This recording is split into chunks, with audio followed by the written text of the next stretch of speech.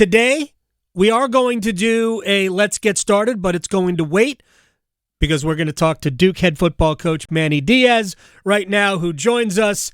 I thank you very much for your time. You don't realize this. We saw each other, even though we didn't get a chance to speak with you at ACC football kickoff, because I saw you on a very humid morning run on, I guess it was the Thursday, the only day we were down there. I guess same for you. And I swear it was like 30 minutes before I saw you in the lobby and you looked like you hadn't been for a morning run. So do you have a twin that we don't know about? No, it was a quick turnaround. I don't think I think I was still sweating for the first half hour of media days, but because you're right, it was a little muggy that morning. My gosh, it was next level. Manny Diaz is joining us here. All right, so I'm curious about your take on, and I know you don't care ultimately, but there are probably some people that do. You guys were 9-4 last year. Could have been better. I mean, we go back, probably should have beaten SMU.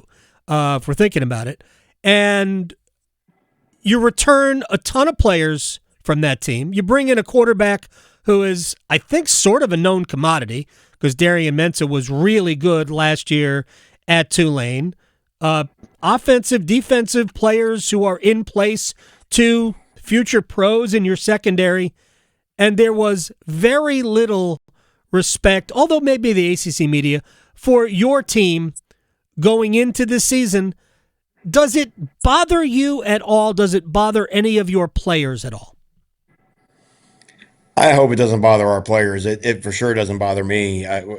We are certainly not trying to collect. We're not worried about respect because ultimately that's outside of our control. We're just worried about collecting wins. And sooner or later, if you win enough games and people start saying nice things about you and ranking you and doing all that, and then you got to deal with that, right? Then you got to deal with the when people start praising you and understanding that and plus criticism is they're really the same poison. So I think we have a mature football team, as you mentioned, and I think I'm more concerned, to be honest, about their hearts and minds and what they believe. And what excites me is that they believe that we can be really good, and they have been intentional in how they've worked through training camp, as if that is their true belief.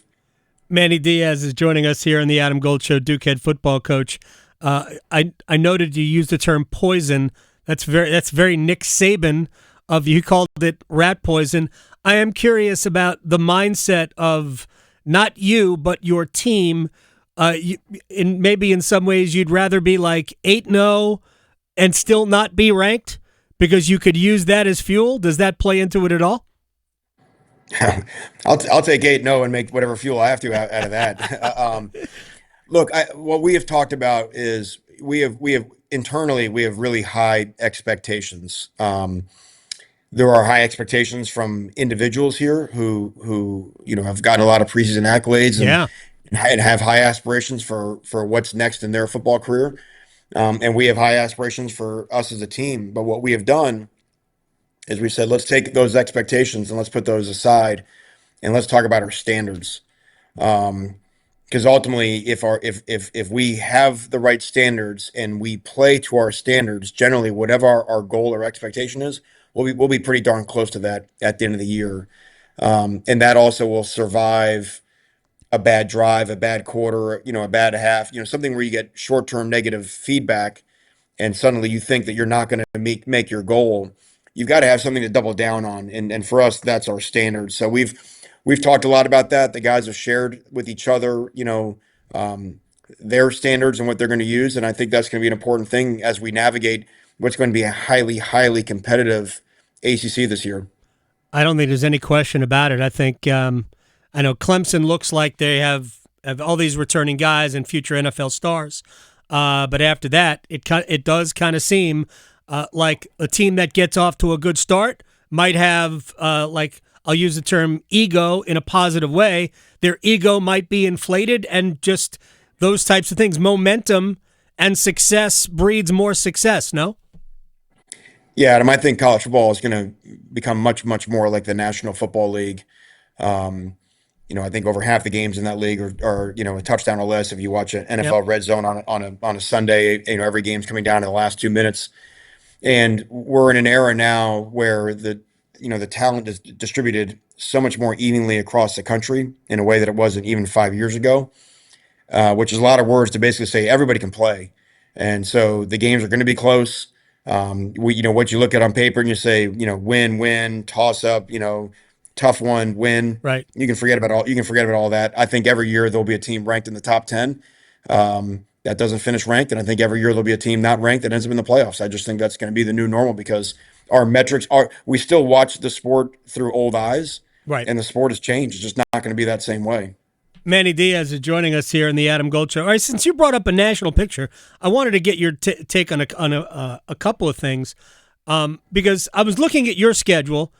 Illinois, who is preseason top 15, I believe, and you know how good Tulane is, and they are talked about as being one of those teams that could surprise from the group of five. You're going down to New Orleans to play that game. What is your scheduling philosophy? Because there are teams in other leagues that just schedule wins outside of their league, and that works for them. So what is your personal scheduling philosophy? Well, first of all, college football scheduling is done so usually far in advance. All right. I think we're booked until like 2045, which at that point with conference realignment, I think we'll be like in the NFC North.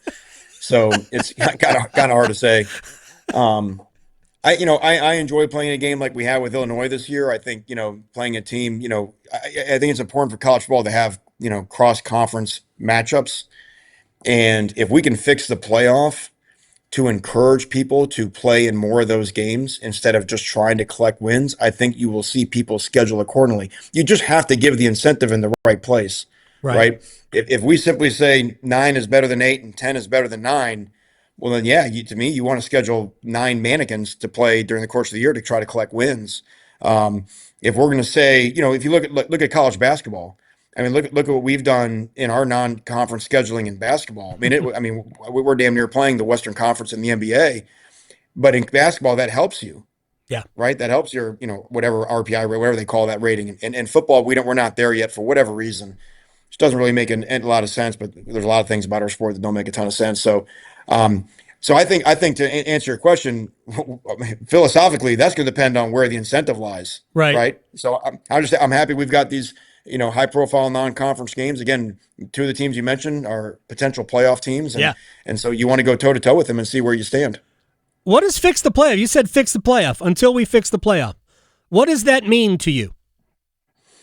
Yeah, I've come to the side of increasing access. Um, the conference because we're limited by conference scheduling, and because these conferences are now so super bloated, where everybody can't play everybody, you can have two teams and Right. not have a common opponent within the same league. Um, I think having conference play-ins, which would expand the field, I think the final answer is going to be somewhere closer to that. Whether you're in a situation where six plays three and four plays five, for a league that gets four teams in. If you have a team where three teams get in, same thing. You can have a play-in game. The more teams that have something to play for in November is going to create better content. And look, Adam, the one thing that's always been true, playoffs always get bigger, they don't get smaller. And the people who are paying for all this, right? Yeah. You keep hearing about all these changes. It's the TV people, they're paying for it. And they're paying for good content. And going back to even out of conference games, right? They want good content in out of conference games. And so some of these games that we've seen in the past where super lopsided games in September, that makes for bad television. And again, follow the NFL, right? The NFL is as good a run a league as there is anywhere on the planet. Um, the way that they've grown that game, made more people get in the mix for playoffs. It only makes sense that the same things can happen in college football. Yeah, and their playoff is getting bigger as well. So right up your alley might be the suggestion coming out of a Big Ten meeting where they're talking about 28 teams in the playoffs. Have we gone a little too far with 28? Well, I think one AA has been at 24 now. 24, Yeah. 24. Yeah, I mean, and never batted an eye. So it can happen. It's going to happen. Just the power struggle of who eventually, says uncle will dictate that, and that's part of the issue about not having somebody in charge that can decide what's best for everybody, instead of just kind of trying to worry about their own self-interest. Yeah, their own self interest, and also, and I just speak from somebody who's an observer. But what's good for football isn't necessarily what's good for any other sport, and I would say that what's good for football probably isn't good for every other sport, and that so. This is a big picture thing, and you feel free to sidestep it if you want, but do you think we're headed for a day where football is its own thing and every other sport just kind of reverts back? Yeah, I think if I catch what you're saying by reverse back, I think possibly yes, where if would non-revenue sports play a more regional schedule, Even men's basketball.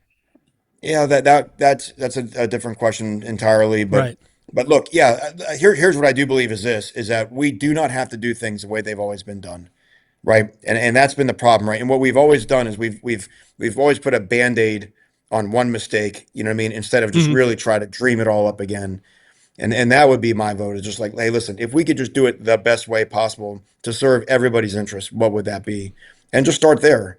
And where we battle is we have different opinions on what would be the best way to do it. We don't have to come up with best. We just have to come up with better. And if we come up with better, and then we can make better, and then it'll be a little still not great, and we can still make better, and then look, it'll be pretty close to best. But we always get into arguments over what's the best. And look, there's too many people in play that will not give up because they think their idea is best. We just got to get better now because everybody knows right now it's not as good as it could be. Manny Diaz is joining us here.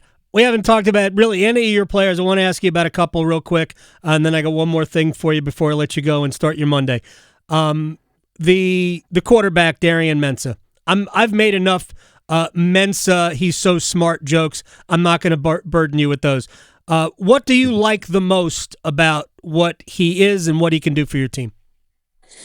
What I like the most is who he is. I like how he fits in with our locker room. Our guys have a ton of respect for him. He is, he has the same type of chip on his shoulder that Duke guys have. And so there's a great, offenses, generally speaking, take on the identity of their quarterback. And so I think they've really taken to him in that realm. On the field, certainly can make all the throws, but a quarterback that in this day and age that can extend plays with his Yeah. feet, keep eyes open down the field, and still be accurate with the football. A lot of college quarterbacks, once you get them off the spot, their quarterback rating goes plummets. And from what we've seen so far, he is almost more dangerous in those situations. So it gives us an element to our offense that we didn't really have a year ago. Right. And in my mind, it's really hard to be great without that element, at the pro or college level now. All right, now let me ask you about your two defensive backs.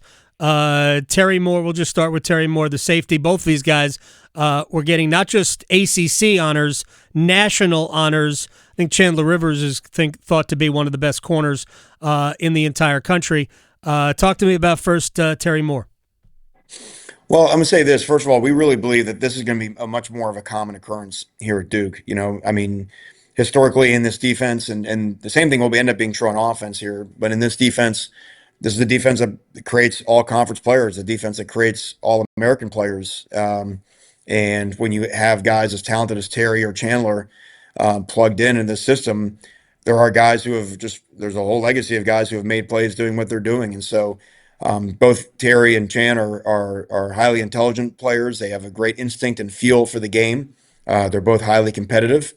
And so, you get to see, hey, listen, when you take your skill set and put in this defensive scheme, this is what happens. And now we can continue to recruit to that and sort of bring in the next wave of guys that, want to be all Americans here at Duke. And they really believe that they can meet that dream here at Duke. So excited about those guys. Obviously, we won't have Terry for the beginning part of the Right. season as he rehabs, but they're still great guys. For our young players in our program to look up to and say, okay, hey, listen, I have a chance to be the next one, and if I do X, Y, and Z, I'll be an All American here too. Who's the nastiest guy in your defense? The nastiest guy on our defense, I think, from a relentless Yeah. standpoint, Nick Morris is a guy that comes up as our middle linebacker.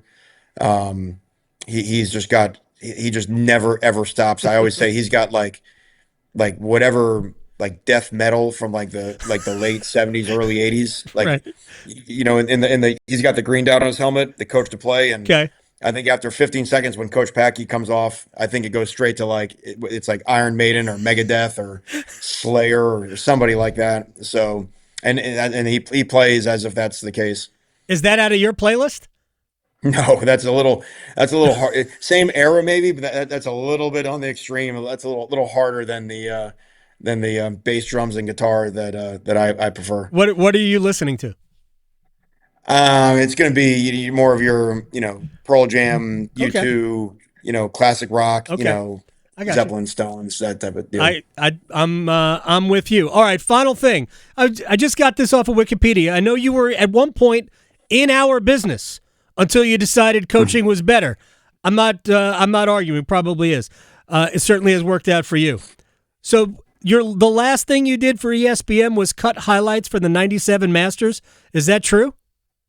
That was my last day at work. Yeah. How was that? How hard was that to do? Well, no, I mean that was all part of the job. That was that was famous because that was Tiger's first win. Right. So that was just a hell of a day. So everyone knew it was my last day at work. So when you come in, when you first started ESPN, you work in highlights and kind of how good you are, sort of based off of what game you get. Right. And they would try to give the better games to the more experienced PAs. And I hadn't been in highlights for a while because I was working on the NFL show Okay. by my last year there, and so kind of my last day they stuck me in highlights, and so that was sort of the farewell tour. Hey, listen, you get Tigers, walk around Augusta for your last day. So pretty cool memory. Not bad at all. Manny Diaz, good luck. We'll talk to you again throughout the season. Appreciate your time. Elon coming up. Gosh, it's right around the corner, just in a week and a half. I'll talk to you soon. Take care. Adam, thank you. You got it. Manny Diaz here on the Adam Gold Show.